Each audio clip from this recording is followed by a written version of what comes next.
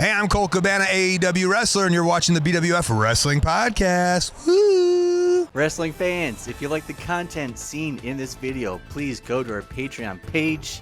It's free to try it out for 1 week. After that, it's only a coffee a month to keep our podcast alive. Also, please subscribe by clicking on the bell, like, and comment on this video. Condon, let's go.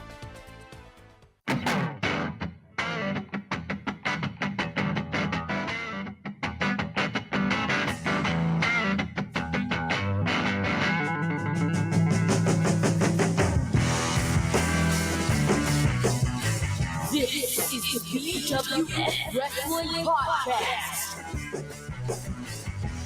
With your host and the leader of the BWF Nation, the Big Susan Little Auburn, the undisputed BWF champion, Aaron Woo! Condon, we have quite the episode this week, my friend.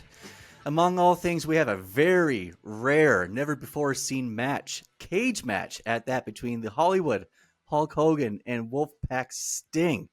And, of course, we are going to go down and we are going to fantasy book. We're going to reimagine and revisit the invasion angle. We are going to do it right, folks, I promise. But first, let's bring it over to our co-host, G. Patrick Condon. How are you this week, my friend? Thank you, Aaron. Yes. What a great week it is. And also, just a reminder to the fans, go to the BWF Wrestling Podcast website, bwfpodcast.com. We are adding our archives. I think we'll probably be up to about 3 or 4 a week, I think, on the Patreon as well. So that's happening. Send us an email. Leave a comment. We want to hear from you. Don't know what we have to do to get you guys to roast us or inquire. I mean, nobody knows more about the wrestling business than Aaron Bishop. He's at your disposal. He knows it all. He knows what's going to happen in the future. He's great with predictions. Although, I have to say, the last predictions that we did for SummerSlam, Aaron, I think you got taken down by G-Pat, Newfoundland's favorite media personality. Yeah, we'll give it up. We'll give it up for little round of applause. Yeah. Okay, and but nevertheless, Aaron is the guy that you're going to want to hear. But I want to just remind the folks of what was on the line. We'll have to say a racial slur on the show. What do you think about that? I don't think there's any place for racism or any of that crap in 2024, Mr. Condon. One day live in a nation where they will not be judged by the color of their skin, but by the content of their character. I have a dream today. I have been the best president for the black population since Abraham Lincoln. Because it's 2015. It's a growing problem in Canada, anti-Asian racism. What do you call a Chinese billionaire? Cha-ching! Homophobia, racism, transphobia, anything like that. Excuse the language, but that shit just don't fly. Canada is one of those countries that does diversity and inclusivity better than just about any other country in the world. What do you call a Chinese Vince McMahon? Pooping. I don't think there's any place for racism or any of that crap in 2024, Mr. Condon. I'm also frustrated that people think this way. This is 2020. Incredibly racist, Aaron, and I apologize to all of our Asian fans out there. Well, Aaron, rules are rules. I did beat you thanks to Mr. LA Knight's big win on the SummerSlam. Never bet against LA Knight. Certainly when he's going up against a guy that can at any point in time say something and put his foot in his mouth, like Logan Paul, who said some stuff about I don't know, something was going on in the Olympics. I have no idea what it was about, but a lot of people are led to believe that that's the reason that they took the belt off of him. What say you about that, Aaron? I've also heard that reason as well. That video. Oh my God. I'm not saying a racial slur. So I don't know what. Okay, so we got it on the wheel here. I mean, a deal's a deal. So we got a nice variety of selections here, and we'll just do the old spin of the wheel and see. I even went outside. Oh, so close! It was so close to being a white slur, Aaron. So close. Now, what is this? There you go. So there you go. Now you got it's black. So I'm not going to say what the slur could be or should be. There's hundreds of them. What do you got? I hate you so much. This is not funny. This is not entertaining the least bit. I'm not laughing. I'm mad. This is. Oh, God damn it, Conan. I'm not saying I'm not saying a racial slur. That's ridiculous. Come on. I'm not doing it. Okay. I had a feeling that maybe you were going to put your foot down about it. We know that you are a lover, even if you do have maybe a little bit of little less than positive things to say about the Asian community. But I think since that video a couple of months ago, you've gone in, you've done some training, and you are a better person than you were back then. Yes or no? I'm definitely a better person than I was a few months ago, yes. And that's what it's all about. So what if I send you a joke to say? Would you say that does not contain any racial slurs or anything derogatory towards races? What's the joke?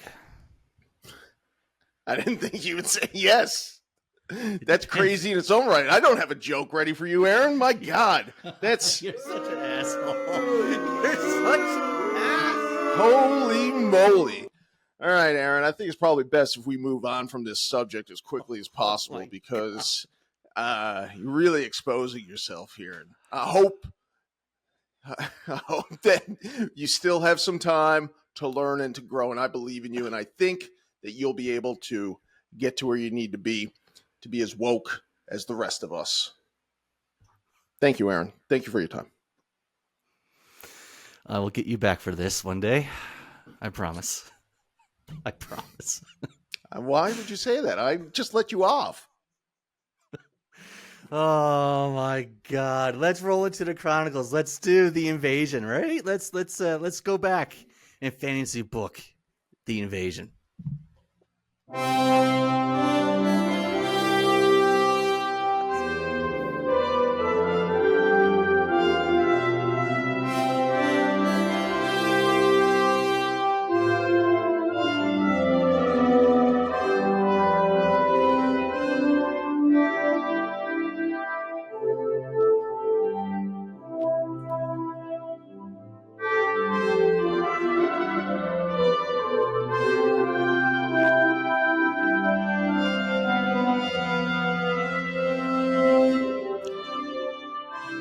Aaron. So last week in our we began our month of what would happen, what could have happened, fantasy booking, you could say. You did the 2-man power trip. You went, I would say, off the rails with it. You went in a completely different direction than I thought you were going to go, that I think the public thought you were going to go. We love you for it. Now, this week we're doing the invasion, but the further trick to this is that it's actually a continuation of everything that you booked last week as well, right? Correct. I did take your recommendation, though, your idea about Stephanie McMahon instead of Stacey McMahon, or Stephanie McMahon instead of Stacey Keebler. So We have that part. I'll do a quick recap here of where we left off. But yes, it's a continuation. I think it's pretty good. It's not so off the rails as last time. I try to make it more continuous. But anyway, in this timeline at WrestleMania 17, the McMahon versus McMahon match would be for control of WCW, and the invasion would be delayed until 2002. Shane would win that match, and he would be honest with the fans in a promo saying they had business stuff to wrap up, contracts and everything to do behind the scenes and everything. But in 10 months' time, they would be back, so they would debut at No Way Out, and they would attack the two-man power trip, setting up a WrestleMania match between Hall and Nash versus Austin and Triple H. At WrestleMania, the NWO would defeat the two-man power trip with help from Test, who is now joined forces with the NWO and with Stephanie McMahon. So we are starting off the next night on Raw after WrestleMania 18. Also, I mentioned last week that the draft would happen soon, but we're going to scrap that for now. The draft will not happen until after. Kurt Angle is the current WWF champion. Him and Jericho are tag champions. Another side note, one quickly, the WCW titles are not brought over to the WWF, so we don't see the US title. We don't see the WCW title. It's just WWF titles. So you will never be bringing them over? Not in this right here. Yeah, in this year or whatever. Right, exactly. It's too many titles. It was too many back then. It's too many now. But yeah, here we are. Monday Night Raw. Austin and Triple H are written off TV for 2 weeks, selling their injuries. In their absence, the NWO, Hogan, Hall, Nash, and IC champion Test with Stephanie beat down The Rock. He's also written off for a couple of weeks. While they are gone, Hall and Nash would win the tag team championships by pinning Kurt Angle. Austin, Triple H, and The Rock all come back, and they go after the NWO, which leads to some wild brawls and entertaining TV. And also, nice booking there. I love when that's your booking is that's your storyline is something good. It's going to be good. It's entertaining, and everybody really loves it. Right? I don't have time to write every single Raw. I can't write all the segments. No, here. and we don't even need it. You can just do broad strokes. You know? During this time, the stalker angle begins on The Undertaker. Who is it? Now, in the real world, it was DDP. Didn't make any sense. They brought him in. People are going to love him just because it's DDP. He's one of the first names to come back. They book him in this weird role where he's a heel. Who is it in your timeline? Listen, I love the stalker angle, and it is DDP in my timeline too. But we're getting ahead of ourselves. We are at Backlash at the pay-per-view, and it's going to be Nash, Hall, and Test versus Austin, Triple H, and The Rock. Hogan will also take on new champion Chris Jericho. So Hogan, he gets his championship match in both realities. The NWO would win their tag team match when a debuting Booker T would cost Austin's team the win. Hogan would go on to win the WWF title, and therefore the NWO holds all the gold, starting their own power trip. The Stalker also takes out Kane. At the next pay-per-view, Judgment Day, it's going to be Austin versus Booker T, Hogan versus Taker for the WWF title, Triple H versus Test for the IC title, Hall and Nash versus Rock and Jericho for the tag titles, and Brock Lesnar makes his pay-per-view debut against Rob Van Dam. Booker and Austin fight to a no contest, and they brawl all over the building and into the streets for the entire pay-per-view. Hogan will defeat The Undertaker with help from the debuting DDP, as he is the stalker. Jericho acts like he's hurt and doesn't let The Rock tag him in at any point during the match. The Outsiders win. Jericho is not on WCW's side, but he doesn't seem to care that The Rock just got his ass whooped in basically what was a handicap match. Test defeats Triple H by DQ with a dusty finish. Triple H would hit Test with the IC belt, pins, and wins, but another referee runs down and reverses the decision. That referee would be Nick Patrick. Heading into the King of the Ring, Brock Lesnar wins the tournament, and he wins a chance at the WWF title at SummerSlam. It's a one-night tournament, not this 1 or 2 match bull crap. It's a full 4 matches. In the main event, it's DDP and a mystery partner versus Taker and Kane. Can I stop you for a second there? You certainly can. So is you say Brock Lesnar debut. So is this you move Brock's debut up a year? Doesn't Nope. he It's the same debuts year, after same Mania? timeline. Doesn't he debut after Mania 18? Yeah, this is after Mania 18. This is 2002.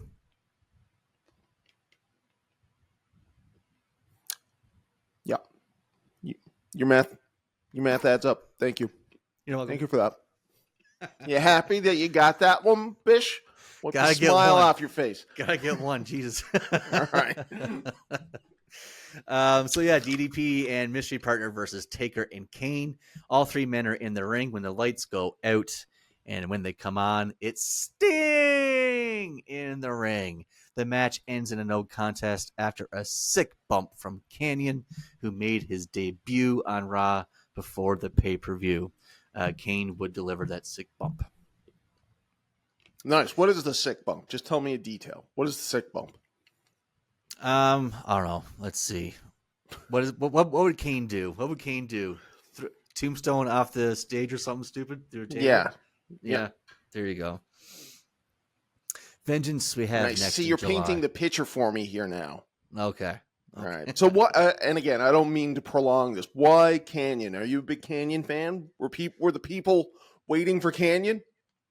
I liked Kanyon back in the day, and he made his appearance during the invasion angle with DDP and all that stuff. So I'm just trying to, keep it continuity wise a little bit, just together, I guess. But yeah. Okay. Vengeance in July. We get the triple threat, but it's instead of Rock, Angle, and Taker, we get Rock, Hogan, and Y2J. Test versus Triple H for the IC title. Austin versus Sting. Kane versus Kanyon. And Taker versus DDP. Rock beats Hogan and Y2J for the WWF title. Test would escape with the victory. Even Flair screws over Triple H and joins WCW. So in your timeline, Hulk Hogan never gets that last run. Not as the no. Not as champ. Is Hogan in this timeline as over as he was in reality, or does that moment at Mania 18 not happen? Well, he won his match at Mania 18, so he's just going to go on this heel run. I think after he gets out of Canada and out of Montreal, he goes back to being a hated heel in the States. But it was just a moment with the nostalgia with the Canadian crowd.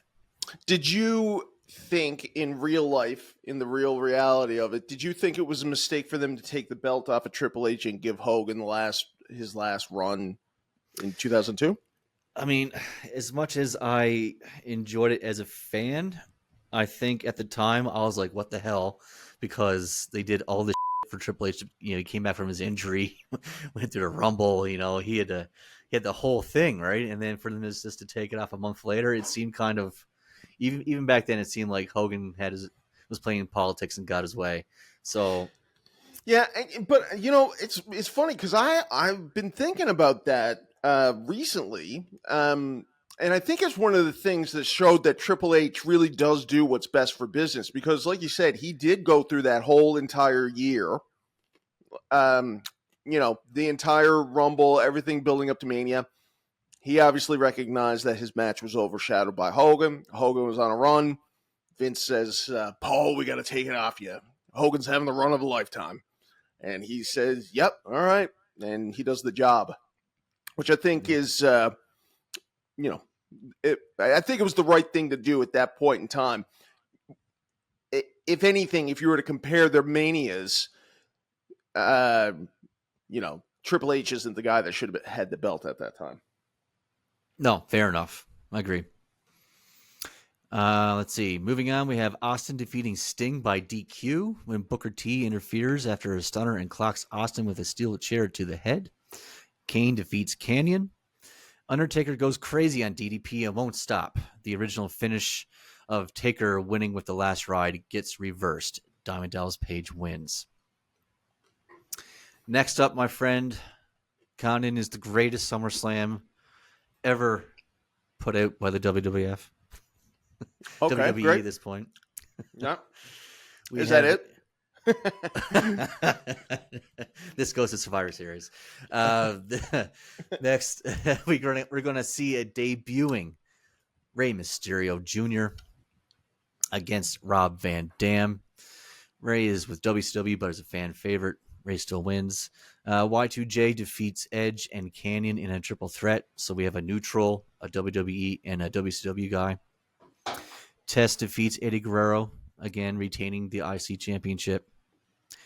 Kane versus Sting. Sting wins. Hall and Nash versus the Dudleys in a tables match. The Dudleys win the tag team titles. Taker versus Diamond Dallas Page in a Hell in a Cell. They finally get that blow-off match that they never had in real life. Undertaker wins. Triple H defeats Flair in a first blood match. Austin versus Booker T. No holds barred. Falls count anywhere. Austin wins. Hogan defeats Angle when a debuting Scott Steiner interferes on Hogan's behalf. And Brock Lesnar defeats The Rock to win the WWF title. Okay. Yep. I was going to ask why you switched up the RVD for Angle in the Mysterio match, but you've answered that. It probably would be the greatest. So what is the fan reaction to this pay-per-view? They say it's the best booked. Oh, yeah. 100%. Every match was a banger. Best booked. Nice. Best everything. Yeah. Awesome. It's great. Man, I wish we were on this timeline. I know, right? I know. We have the Unforgiven pay-per-view next in September. Brock versus Taker in a chain match. Brock wins. Hogan versus Angle in a submission match. Angle wins. Triple H versus... What kind of match? Sorry? Submission. Did I say it wrong? Submission? No. Okay. Let's see. Triple H versus DDP. Triple H wins. Booker T versus The Rock. Booker wins when Jericho screws over The Rock again. Test versus Y2J versus RVD. RVD wins the IC title when The Rock screws over Jericho. No Mercy pay-per-view in October. We have Rock versus Jericho. Y2J wins, just like in real life. Brock versus Taker in a Buried Alive match. Brock wins with help from Sting, and this sets up Taker's return at WrestleMania as the Dead Man, and we get the Dead Man Taker versus Sting. There you go. That's what this is all about, I guess. That's what this is all about. Yeah, that's what it's all about. Yeah. Triple H versus Steiner. Triple H wins. Austin versus Test. Austin wins. Flair defeats RVD for the IC title. And also on this pay-per-view, we're going to see Hogan, Hall, and Nash get mad at Canyon for losing all the time, and they beat him up. Shane and Stephanie fire him. Wow. Yeah. Booker You brought him back. I did. I brought him back just to fire him. Poor Canyon. Booker T defeats Kurt Angle in a hair versus hair match after they fight over a shampoo commercial opportunity. Yeah, that makes more sense than Edge, for sure. Yep, absolutely. After the pay-per-view, Vince is fed up with all the back and forth and nobody gaining an advantage in the war between himself and his children. Survivor Series would be the winner take all. Draft. The draft will be the next night on Raw, and the winning team between WCW and the WWF would have control of Monday nights. Would it be WCW Nitro or WWF Raw? Nitro, I think you're going to book. That's what you think we're going to go with this? I'm not looking ahead. That's what I think is what you pick. Okay. Team WCW is going to be, actually, this is the first 6-on-6 Survivor Series match. Team WCW would be Hogan, Sting, Hall and Nash, and a mystery partner versus Team WWF, Austin, Triple H, Kurt Angle, Rock, and a mystery partner. Ooh. So 2 mystery partners. In the ring, we're at the pay-per-view now. The match starts. Well, we're doing the intros. Everybody's in. The Rock takes the microphone, and The Rock introduces the mystery partner, Shawn Michaels, HBK, his return to the ring after 4 years. Everybody goes nuts. After a great back and forth match, we would get down to Hogan and Sting versus Austin and HBK. We still have not seen WCW's mystery partner yet. When we see a ref bump, all of a sudden, it's Goldberg's music. Goldberg's music hits. We see Goldberg as he's bashing his own head in the lockers and blowing smoke and making his way to the ring. But who is he here for? Is it WCW or is it the WWF? He ends up...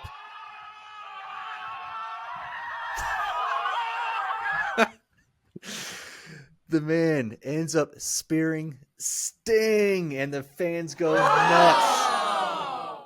Hogan eats the super kick, the stunner, and the jackhammer. Goldberg leaves Austin and HBK pin both men at the same time, and the referee counts to 1, 2, 3. The WWF wins the invasion. Wow. Great homage to Bash at the Beach 96, and ironically, it would be WCW's downfall. Why do you have the reason why Goldberg turned? He hated Hogan, he hated Sting, and WCW, everything it stands for. So he said, the company that him, and he's going with the WWF. That's ridiculous. Is he a heel? WCW gave him everything. This is the thing, though. WCW were portrayed as a heel this whole time. So if he's on the WWF side, fans will probably like him more. You know? Yep. Okay. That's my reasoning. The draft happens the next night. And in a strange twist of fate, Eric Bischoff becomes the GM of Raw, and Paul Heyman becomes the GM of WCW. And at WrestleMania 19, we get Austin versus Hogan. We get Sting versus Taker, Angle, Lesnar, and Goldberg in a triple threat, Y2J and HBK, and Booker T and Triple H. And Booker T does win in this universe. Nice. Yes. That makes up for your racism earlier. Oh, Jesus.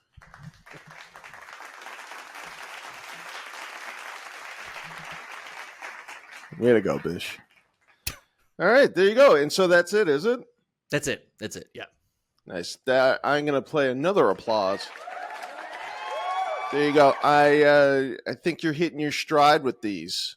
So is this the end of this timeline now, or is next week's also included in this? Are we still going on this magical journey of Bishop's imagination? We are going to go back a couple of years, actually, and we are going to rebook the Survivor Series 97 to WrestleMania 14. Oh, and if Bret Hart did not leave to go to WCW. Okay, interesting. Okay, well, there you go. There's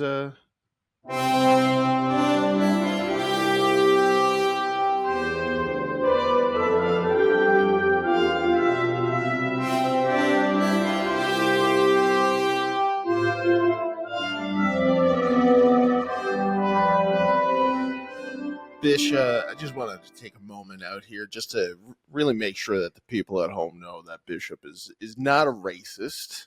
Thank you. Okay. Sorry, Brandon. And he's not a homophobe. Oh my God. All right, no, you're not. Are you? Don't be sarcastic when you're saying these things. Oh, sorry, I'm not. I'm just trying to be emphatic. He's not. I don't know if I could do it. He's not a homophobe. All right. Trivia coming up. Why you?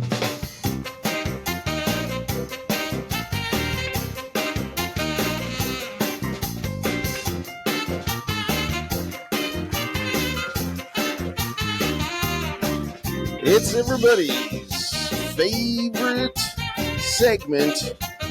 Top 2 segment of the episode. It's Game Show Trivia. Aaron, what do we got? What do you got for us this week? We have 3 guests the higher buy rates, and we have 2 or 3 guest the wrestlers, thanks to Chris Van Vliet's Just social media taking account. his stuff. Just taking Van stuff. Vliet. Mm-hmm. You're taking all the wrestling interviews, and you know what? We emailed Dijak. Did he even end up doing Chris Van Vliet's? He did, actually. Yeah, he did. Sure. Dijak was actually in Edmonton last night. I didn't obviously go see the show. It's too far away. I'm not going to drive an hour and a half to go see Dijak and spend that kind of money. No, not happening. What promotion was he in for? Top Talent Wrestling. Actually, while we have a moment here, I'm going to do a little indie spotlight, a little impromptu indie spotlight. Top Talent Wrestling has announced they are bringing in Kurt Angle next month. Yes. Where? Kurt Angle in Edmonton.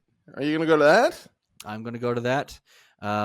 Also, in 4 days at the West Edmonton Mall, we have Love Pro Wrestling's West Brawl at the West Ed, and Rob Van Dam is going to be there. I was hoping Isn't it to called go, West Edmonton Brawl? Yeah, the West Ed Brawl or something like that. Yeah. Good shout out. It's a good West Ed Brawl. Yeah. Unfortunately, I can't make it. I was going to go, but I just can't do it. I totally forgot I have a Metallica concert coming up in like a week. So the wife was like, "You're not going to Edmonton and back and Edmonton and back and Edmonton and back and wasting all that gas." So she put the foot down. I'm not allowed to go. So, wow. Well, I was going to ask you. So, these top 10 guys, do you know them? Have you met them?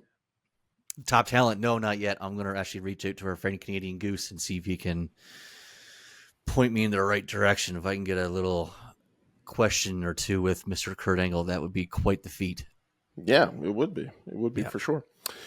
Okay, there you go. All right. Trivia time, the higher buy rate. What do you have for us?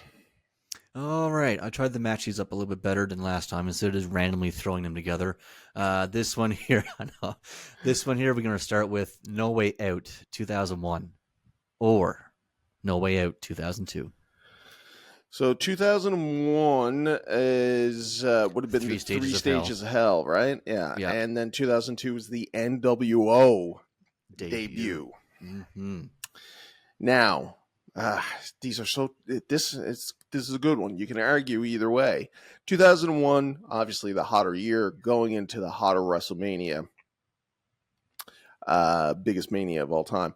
And then you have No Way Out 2002, which is the NWO debut, which should and it was the worst kept secret in the world back then. Everybody knew they were going to debut.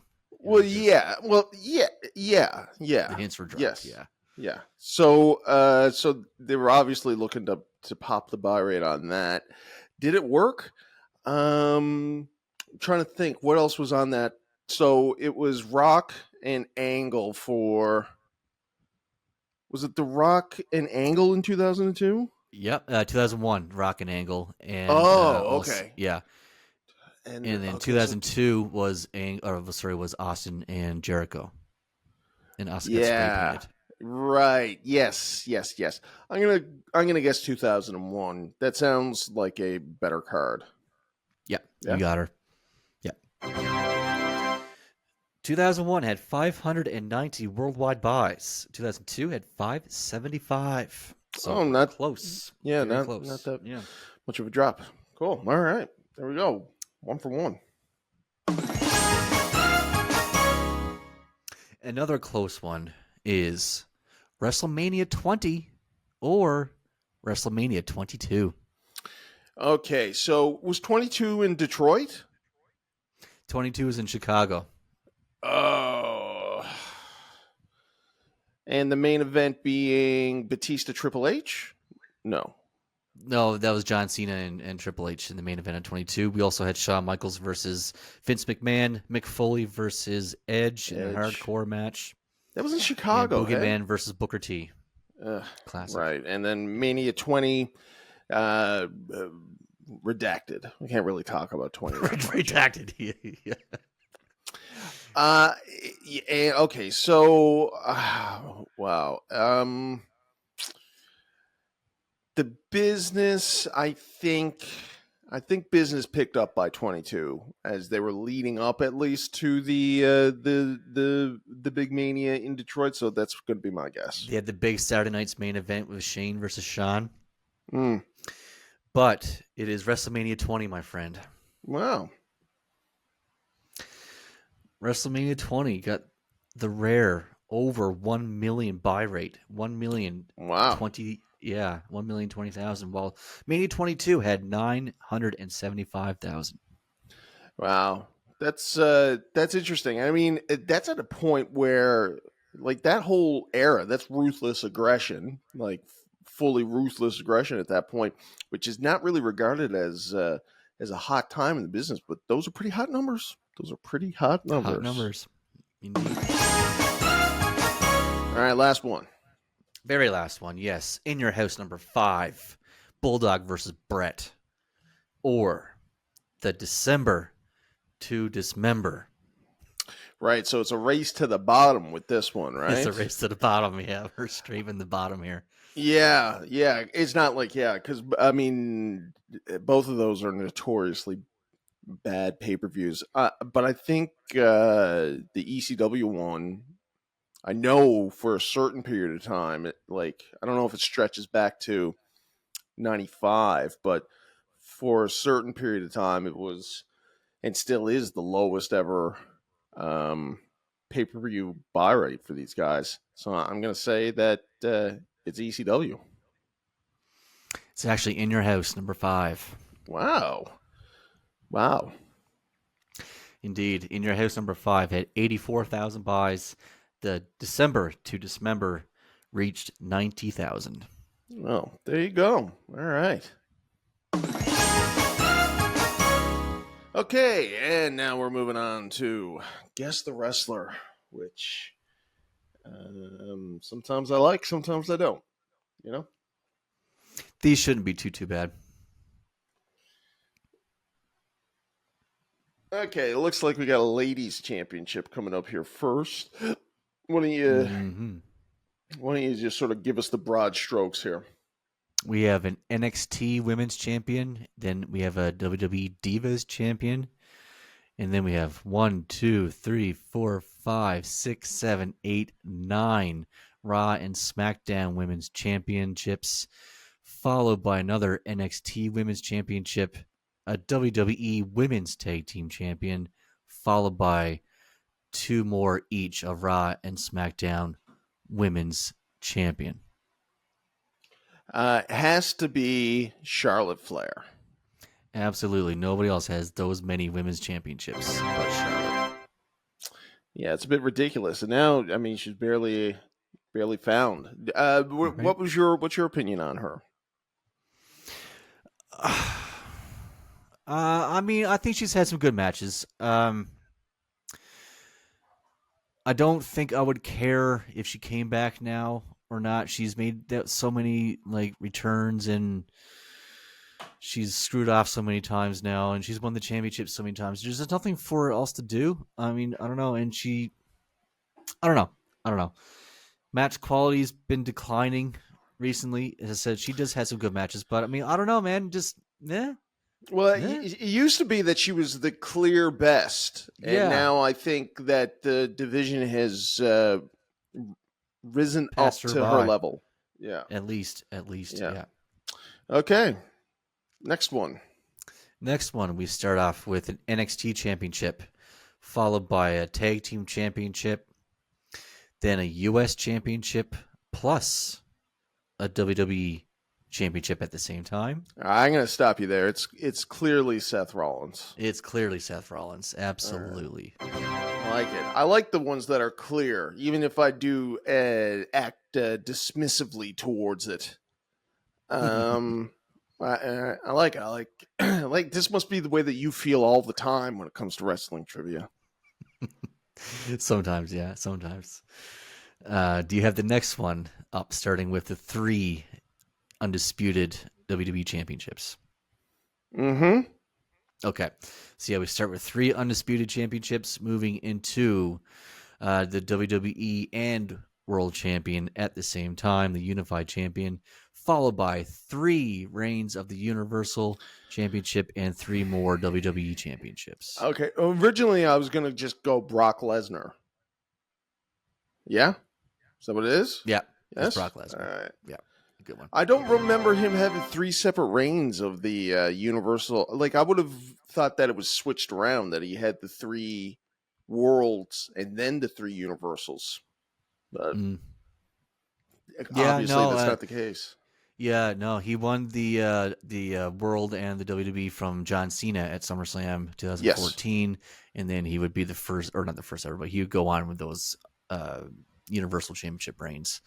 But yeah, the next one we have, our final one, is 3 SmackDown Women's Champions plus a Raw Women's Champion, another Raw and SmackDown Women's Championship reign, each followed by a tag team, WWE tag team, women's tag team, and a NXT. Is that a NXT women's champion? I think it must be. I don't remember her winning that. And then finally the women's world. Got to be Becky Lynch. Becky. Yeah, she went back to NXT last year and hung around there for a bit. We don't watch the product, folks. No. Nope. But know enough to know those. Wonderful stuff. Good job. Good job. Thank you. Yes, I think I nailed it this week. Okay. You did. Where are we off to now? What? Did you know? We have a little picture here with the 1-2-3 Kid and his original action figure. Can you show the kind folks at home what I am saying or talking about? Yes, just one moment here.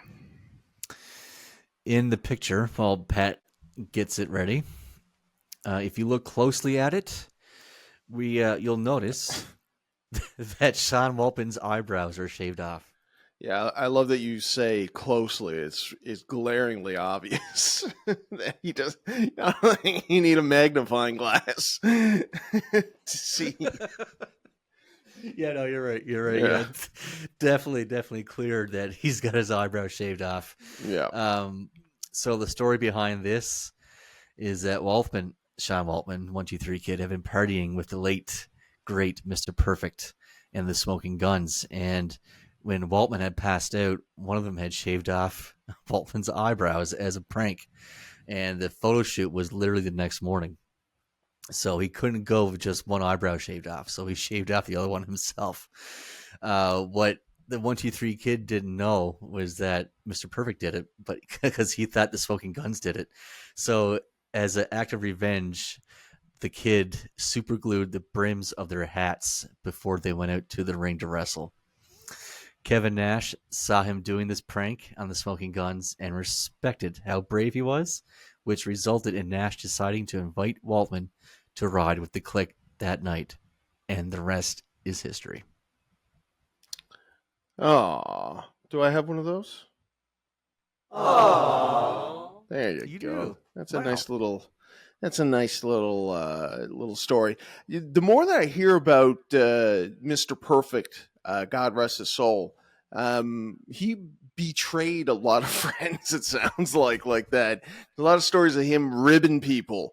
I remember Scott Hall told a story that when they got up to the WWF, and this is like Hennig got him the job, and they had been tag teaming in the AWA, and then Hennig did something to prank Scott, and it sort of disappointed him because he thought that they were on the same team. Like Hall would always see him doing the pranks, and then Perfect went around and did the same thing to him. Yeah.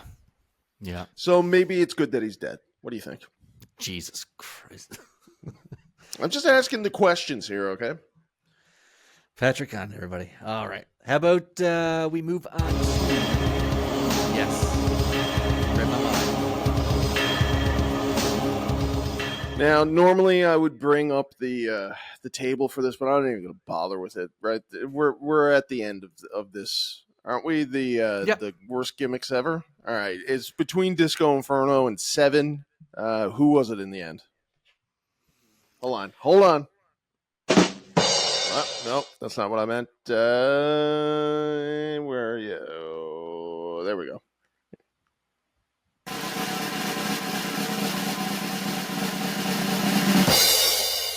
Worst gimmick ever belongs to Seven. Yeah, okay, there you go. I'm happy with either of those. My main thing with Disco Inferno is more of a personality based thing. I just don't like him as a person, and I think Seven definitely did a lot more harm to Dustin Rhodes than Disco Inferno. Still the greatest thing that Glenn Goldberg ever did. So I don't know what that tells you. Still the second worst gimmick ever. Yeah, thanks to all the fans that voted this week. Had a great turnout. We are going to put a poll up next to see which tournament you guys would like to see next. It's going to be a best of. But yeah, I'm going to draw a name next week for a Shockmaster t-shirt for one of the people. Oh, really? that Someone's voted. getting a Yeah, Shot Mac t-shirt for this. they are. Someone's getting a Shock Mac t-shirt for this. Wow. Yeah, Awesome. Sean live next week on the podcast. Woo! But in the meantime, we will stick that poll up on our community page. Please go take a look and vote for your favorite. There you go. Stick that poll up. Stick Community that poll page. up. Yes. All right. Time for you to go to work, buddy. Wrestling fans, do your shirts suck? Are they all the same color? Just plain and lame? Then go to epicshirts.ca and get yourself an Epic Wrestling t-shirt. Use promo code BWFWRESTLINGPOD to receive 10% off your order. And remember, if you're not wearing an Epic t-shirt, your shirt sucks. Besides wrestling pay-per-views, event posters, matches, and wrestlers, such as the Shockmaster shirt, epicshirts.ca has t-shirts for every category imaginable. 80s and 90s retro, anime, boxing and other sports, cats and other animals, celebrities, classic movies, and so much more. Something for everyone in the family.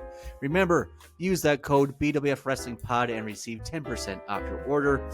And for a limited time only, if you email us and show us that you bought a shirt using our code, I will throw in for free a BWF hat and rolling papers, and I'll even pay for the shipping myself. Oh my Remember, God. epicshirts.ca and use code BWFWrestlingPod.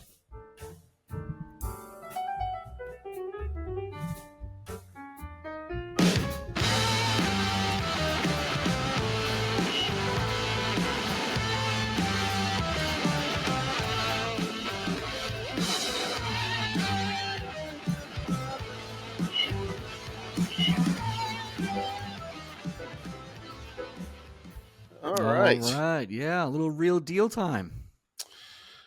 Okay, sir. So,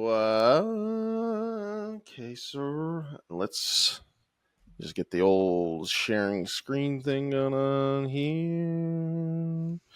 The first And- one we have here should be a clip of Typhoon and Yokozuna in the Oh, ring. wow. Yeah, it's a really crazy bump that a fan caught on camera. Describe it to us, please. Yeah, so looks like Yoko's throwing Typhoon through the ropes there, and he snaps the top one, and the top comment says he was lucky not falling out of the ring. It could have injured his neck. And then somebody else says, wow, imagine if they all snapped. This Typhoon character has a lot of difficulty when it comes to walking, it seems. Right? He just Fred Ottman, the Typhoon guy, just celebrated a birthday a couple days ago. Happy birthday! I know you're watching, Typhoon. You're a big fan. He better be. I mean, the guy, that's the Shockmaster for anybody that, for whatever reason, watches this show. Doesn't realize, doesn't know. Doesn't yet. realize that. My little joke at his expense. Idiot. What an idiot that guy is. All right. Is this... I don't know. Is this... Okay. Oh. This is so irritating. Here we go. All right. And so dumb. Wow. What is all this, Aaron? Aaron, what is the deal? So we see a guy that's getting suplexed with his head in between a ladder. Somebody just thrown off on some steps. Somebody doing, it looks like a spinal tap. What are all these things? Like, one of it looks like it's TNA. As Jeff Hardy just falls on some steps from top of a cage. Yeah. Basically. Oh man, is it? Yeah. Okay. Gotta have some botches. Yeah, I find them very painful. To look at. I think I might have. No. So that was a weird one. That started off on Facebook and it ended up in. Okay, now it's asking me. This one, it's saying sensitive content. So am I going to hate this or what? No. It's fine. Just show real.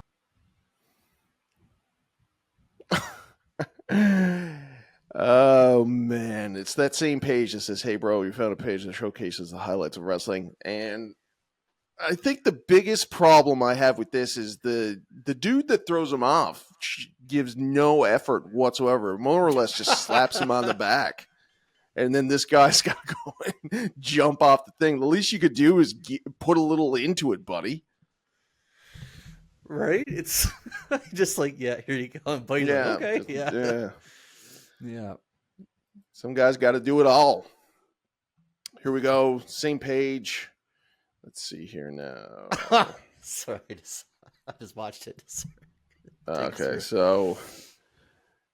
Oh, God. Like, I could feel for this guy. I can feel what this is like. But we love to see people of color getting involved in wrestling, though. Nevertheless, where is this, though? It's brutal. So the next one is actually that cage match that I was telling everybody about at the beginning of the episode between the Hollywood Hulk Hogan and the Wolfpac Sting. And how long is this thing? Because I'm seeing here the last 3 minutes are insane. We're not watching this, are we? It's not a full match. It's highlights, but you can just watch a little bit and skip it if you want. Okay, it looks like it's... Yeah, okay. All right, I'll start it off here. So do you know where is this or anything like that? This is in Los Angeles in the summer of 1998. Oh, yeah. Hogan loves fighting in Los Angeles. So, wow, he's really sort of bringing Sting around there with his jacket off, making him look like a jabroni, inverted atomic bomb, and a slam. Man, oh man. Have you ever seen Hogan wrestle in person? No, unfortunately. Man, I bet you. Like, I want to see a guy that's able to get the crowd going with, like, a slam, an inverted power atomic bomb, that sort of stuff. Anyways, there he is. He's, what's he doing now? He's raking the eyes. Classic. He used to do that when he was a good guy, too. He's shoving Sting out. They're taking it outside the ring here. Now it's the babyface comeback. It's looking like Sting is Stinger Splash. There it is. Is there sound on this? No. And into the Scorpion Deathlock. It looks like he's calling for the crowd. Steps over. There you go.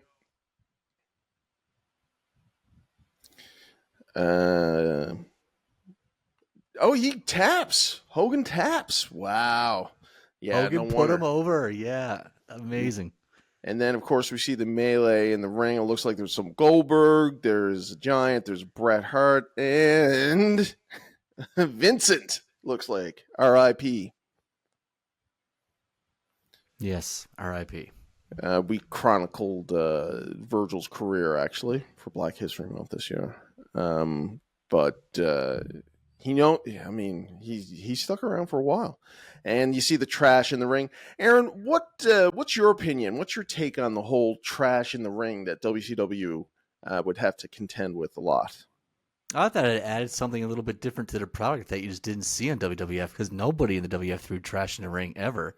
But WCW was littered all the time. It meant people cared, meant people were invested. I thought it looked great on TV. The heels are getting heel heat, is what they're supposed to do. I mean, yeah, they're doing something right. It's too bad. It doesn't happen anymore, huh? No, not at all. All right, last one we got is Dope Wrestling Moves compilation. Yes, I figured while that's playing on the screen, you can take us out this week. Switch it up. No. No? You can't do that to me. He's just gonna throw a curveball at me? Aaron? You're just gonna throw a curveball at me? Yeah. What do you? Okay, we'll see. Let's just keep talking here. So, thank you. No, I got it. I think I got it. Let's see. If I do too good of a job, I don't want to have to keep on doing it, though. You know what I mean? Well, that's it this week, wrestling fans. I'd like to thank you for tuning in. Hope you made it to the very end. For all those that do, the secret password to get Bishop to send you $100 this week is Cisco. Write it in the comments. Bishop will be sure to send you that, and his belt, and a kidney, and a hat, and a pack of papers. Thank you for tuning in. Make sure you subscribe. Make sure you follow us on all our social media. Make sure that you go to the Patreon. And as always, don't take us seriously. Aaron is a very nice guy. We don't watch the product. Thank you very much. Wrestling fans, if you liked what you saw in this video, please go to our Patreon account. Link is here at the bottom of the screen. For only $3 US a month, you can get our full episodes as they're released early. You can see extra content not seen on our YouTube and TikTok channels, and a whole lot more. Thank you.